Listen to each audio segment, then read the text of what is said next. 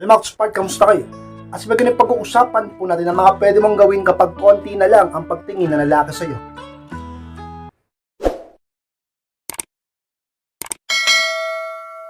Kung handa na kayong lahat, masarap po tayo. At muli, be Spark!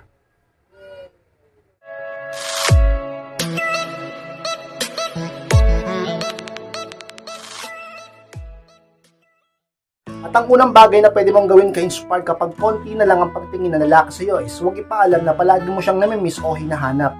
Yan ang unang bagay na pwede mong gawin ka-inspire kung napapansin mo o nararamdaman mo sa partner mo na konti na lang ang pagtingin niya sa iyo. Alam niyo mga ka-inspire, kapag palagi mong sinasabi o pinaparamdam o pinapakita sa lalaki na palagi mo siyang namimiss o palagi mo siyang hinahanap, mas lalong bumababa ang value mo sa kanya. Baka sabihin ng iba, ka-inspire, diba? Yun ang mas okay para mas lalo siyang matuwa, para mas lalo siyang kiligin. Alam niyo mga ka-inspire, syempre, nakakatuwa yun sa part niya. Pero tinatanggal nyo yung taas ng interest at malakas na attraction niya sa'yo. Sapagkat, imbis na hinahabol niya yung validation sa'yo o yung pagkakaalam niya na sobrang mahal mo siya, hindi na yun nangyayari. Sapagkat ikaw na mismo ang sabihin nating nagpapaalam sa kanya na palagi mo siyang mahal na mahal. Alam nyo, kung ang isang lalaki ay sabihin nating hindi siya sigurado sa iyo kung gaano mo siya kamahal sapagkat hindi ka naman palagi nagpaparamdam sa kanya o hindi mo palaging pinapakita at sinasabing namimiss mo siya at hinahanap mo siya, ang lalaki palaging nag-curious sa iyo. At ang curiosity na yon ang siya magiging dahilan kung bakit ka palaging papasok sa utak niya. At palagi niyong tatandaan mga ka-inspire, napakagandang bagay kapag ikaw ay palaging nasa utak o isipan ng lalaking mahal mo. Sapagkat mas lalo ka magiging mahalaga sa kanya. Alam niyo, mas lalo nagiging mahalaga ang isang tao o isang bagay kapag ito ay pinag-iinbesan. Siya ay mag-iinvest sa iyo ng kanyang pag-iisip, oras, damdamin at lakas sa pamamagitan ng palagi kang tumatakbo sa utak niya at palagi kanyang hinahanap. Sapagkat hindi siya sigurado kung namimiss mo rin ba siya.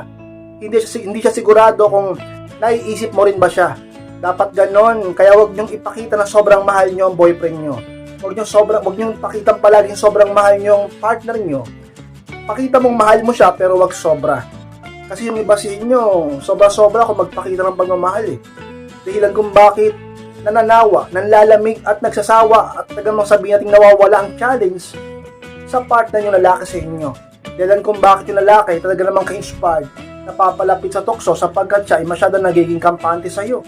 Huwag niyong hahayaang masyado siyang kampante sa'yo. Kaya huwag mong pakitang sobrang gusto at mahal mo siya. At palagi ka pa rin mag-self-improve. Ipakita mong mahal mong sarili mo.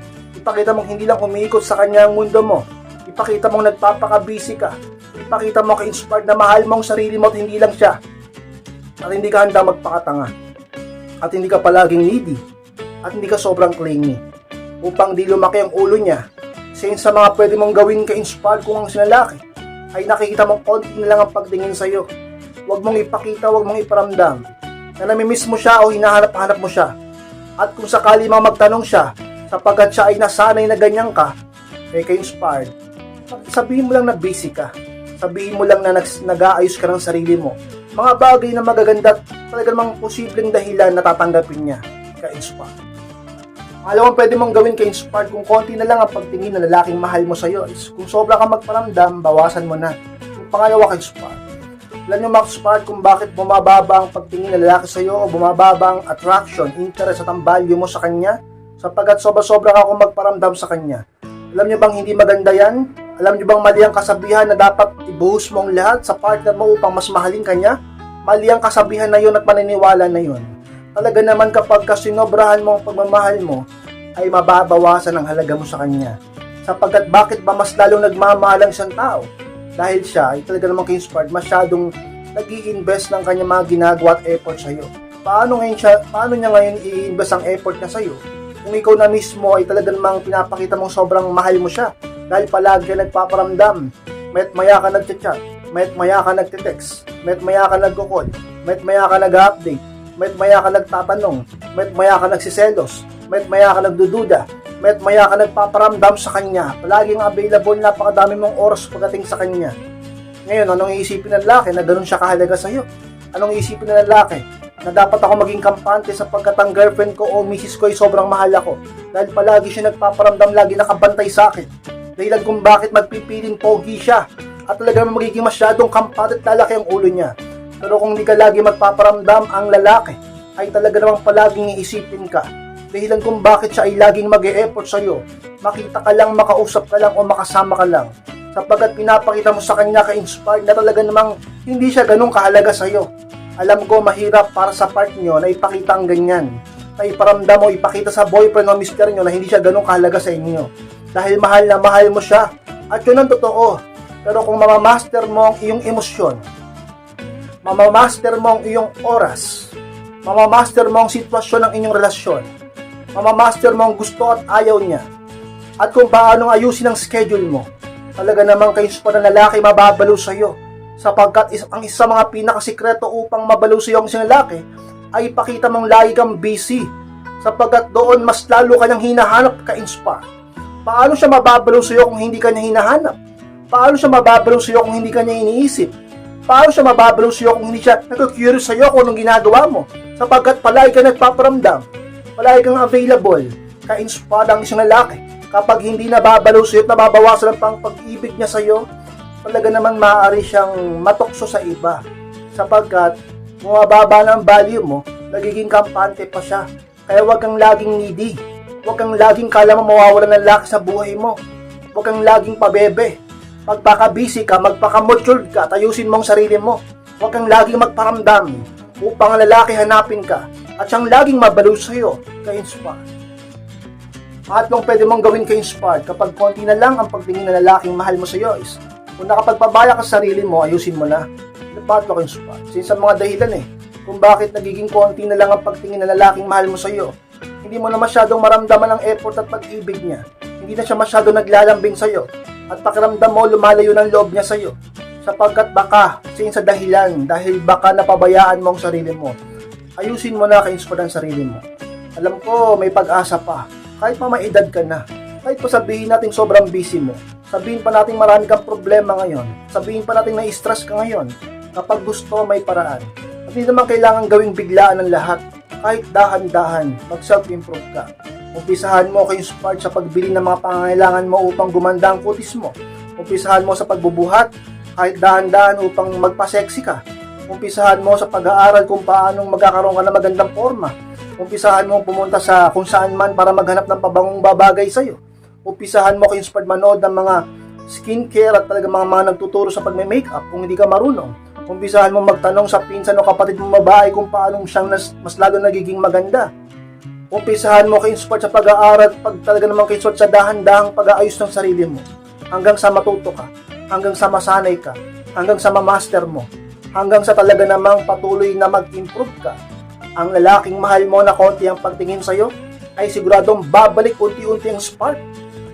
Unti-unti ka-inspired, babalik ang pagtingin niya sa'yo. Sapagkat ang mga kalalakihan kami, kahit ako, aminado ako, kahit ang isang babaeng dating hindi naman ganun kaganda biglang gumanda, ay talaga namang tumataas ang attraction level namin dyan. At ang interest ay talaga namang nangingibabaw sa aming isip at puso. Dahilan kung bakit ang lalaki hindi ka mawawala sa isip niya. Lalo na ang boyfriend at mister mo. Kaya magayos ka. Isa yun sa mga sikretong dapat mong malaman at dapat mong gawin habang buhay, habang nabubuhay ka. Lalo na kapag may asawa ka na. Lalo na kung gusto mong magkaroon ng pamilyang buo at di siya matokso sa iba. Palagi kang mag-ayos sa sarili mo. Palagi kang magpaganda. Palagi kang magpa-sexy. Talaga naman hindi naman kailangan sobrang biglaan o todo-todo lahat araw-araw. Kahit dahan-dahan, mag-ayos ka, mag-effort ka, at least may ginagawa ka. Oo, sa umpisa mahirap. Lalo na sa iba sa inyo na sobrang laki na. Oo, real talk lang. Lalo sa iba sa inyo na talaga namang sobrang napasarap sa kusina napasarap sa pagkain. Kaya nagbigatan, naglakihan, pero laging may pag-asa. At walang imposible sa isang taong determinado. Talaga namang inspired, ayusin mo ang sarili mo. Hindi lang para sa kanya, kundi para sa sarili mo. Mahalin mo ang sarili mo. Para ikaw ay magkaroon pa ng mahabang buhay at kung may anak na kayo, para sa kanila. Hindi lang para sa lalaki, kundi para sa iyo. ka-inspired sa mga talagang dapat mong gawin. Lalo na kung mahal na mahal mo ang partner mo, ayaw mo mawala siya at ayaw mo maagaw siya ng iba, at konti na lang ang pagtingin niya sa'yo, mag-self-improve ka. Kung napabayaan mong sarili mo, ayusin mo na. Huwag kang batugan, huwag kang tamad. Talaga namang ka-inspired, matuto ka sa pagkakamali ng iba. At huwag mo nang hayaang mangyari pa sa'yo. Kumilos ka na ngayon at maging positibo ka. At lumapit ka sa Diyos at magtiwala ka sa sarili mo na kaya mo. Ka-inspired. Ang apat na pwede mong gawin ka-inspired kapag konti na lang ang pagtingin ng lalaking mahal mo sa'yo is huwag mo na siyang gaanong paghigpitan. Yung pang-apat ka-inspired. Sa mga dahilan kung bakit ang isang lalaki lumalo yung loob sa'yo, pakiramdam mo konti na lang ang pagtingin at pag-ibig niya sa'yo. Sapagkat masyado kang mahigpit. Alam mo, sa mga dahilan kung bakit nawawala ang pag-ibig, dahil sobrang higpit ng partner, sobrang higpit ng lalaki, sobrang higpit ng babae. Talaga naman dahilan nakakasakal na. Nasa ng tamis ng pag-ibig doon kung nakakasakal ka na. Kaya huwag kang masyadong mahigpit, pero huwag ka rin masyadong maluwag.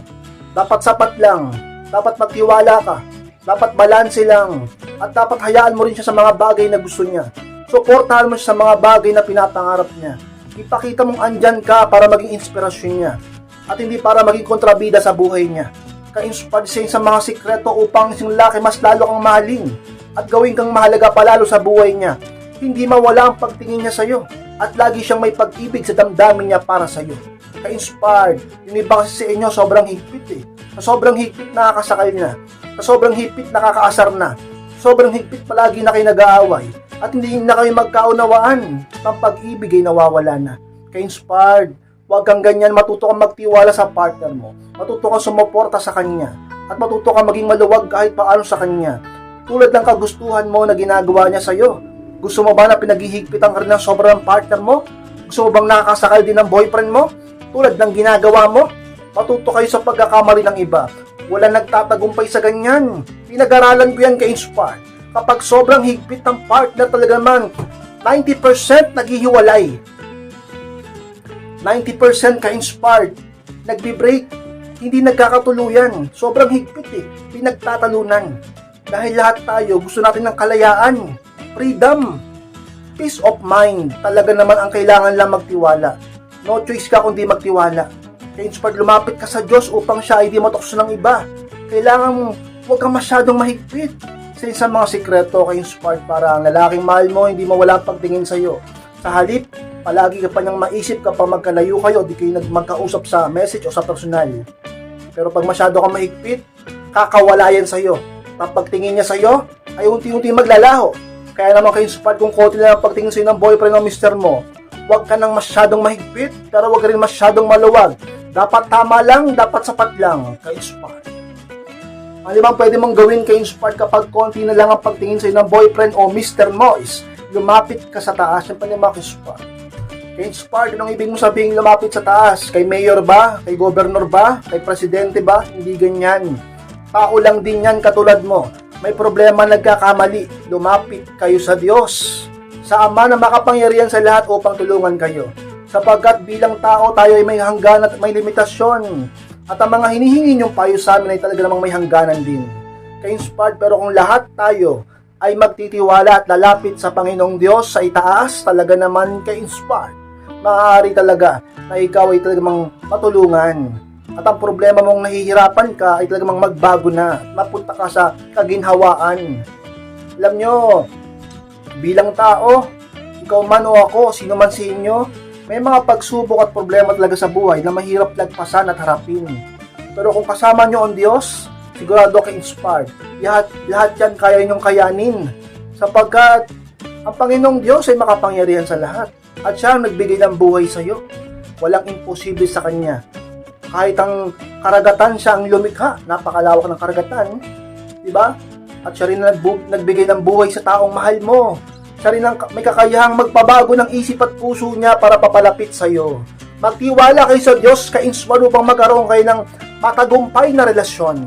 At ang lalaking mahal mo, boyfriend mo man yan o mister mo na nawawala ang pagtingin sa iyo, ay maaari niyang ilapit mo rin sa iyo. Ganyan kabait, mapagmahal at paawain ng Diyos.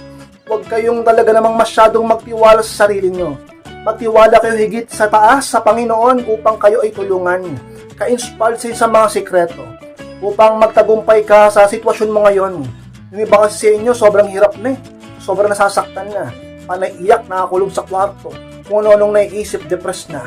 Talaga naman, puro work na lang. Kung hindi na nga halos makapagtrabaho. Kung ano-ano nang ginagawa sa buhay. Ano ka-inspired? Kaya mo ba? Oo, talaga naman, lumapit ka sa Diyos. At ang Panginoon ang siya magbibigay sa ng inspirasyon, pag-asa at lakas upang maharap mo yan at malagpasan mo. At palagi mong ilapit ang lalaking mahal mo sa Panginoon upang siya ay matauhan at makita ang tunay mong halaga at mag-ibigan kayo ng tunay at tapat hanggang sa wakas ka-inspired. Inspired, maraming salamat sa pagtapos ng vlog nito. Kung kalimutan na mag-like, comment, and share na rin po upang makatulong din tayo sa ibang tao. At sa mga hindi pa po nakasubscribe, click nyo po yung subscribe sa baba at click nyo na po yung notification bell upang ma-notify kayo pag may bago akong upload. Sa mga gusto magpa-coaching o magpa-advise, paki-message lang po ako sa aking Facebook, ay profile picture ko, paki-search at paki-chat po ako. Ako mismo magbabasa at magre-reply sa inyo. Maraming salamat mga ka-inspired. Mag-ingat kayong lahat. Mahal ko po kayo. At muli, be inspired.